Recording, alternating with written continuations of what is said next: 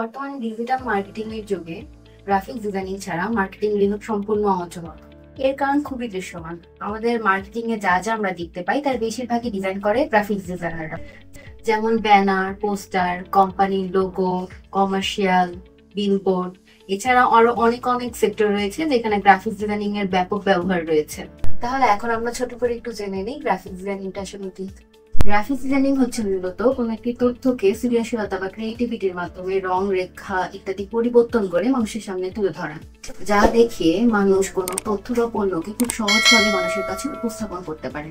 বেশিরভাগ ক্ষেত্রে তথ্যগুলো হয় মার্কেটিং রিলেটেড।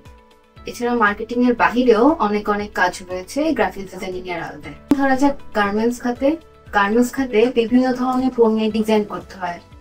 যেহেতু বাংলাদেশে গার্মেন্টস খাত খুবই বিখ্যাত, যারা ফ্রিল্যান্সিং বাদেও বিভিন্ন সরকারি বেসরকারি কোম্পানিতে ডিজাইনার হিসেবে কাজ করারও সুযোগ রয়েছে। ট্রেনিং পিরিয়ড খুবই গুরুত্বপূর্ণ। আপনাকে অবশ্যই সময় দিয়ে শিখতে হবে, কাজ করতে হবে। আমাদের CBA তে ক্লাস মডিউল গুলো গ্রাফিক ডিজাইনিং এর এমন ভাবে সাজানো হয়েছে যা আপনি অন্য কোনো তে পাবেন না। আমাদের গ্রাফিক ডিজাইনিং ক্লাসটি দক্ষ মেন্টর দ্বারা পরিচালিত করা হয়। এখানে আপনি বেসিক থেকে অ্যাডভান্স পর্যন্ত খুঁটিনাটি সব বিষয় সম্পর্কে জানতে পারবেন। এছাড়া গ্রাফিক্স ডিজাইনিং শিখে কিভাবে অনলাইন থেকে ইনকাম করা যায় তার একটি প্রপার গাইডলাইন পাবেন। ছিল গ্রাফিক্স ডিজাইনিং সম্পর্কে আলোচনা। আমি CBA IT থেকে মুনির বলছিলাম। আশা করি তথ্যগুলো আপনাদের কাজে আসবে।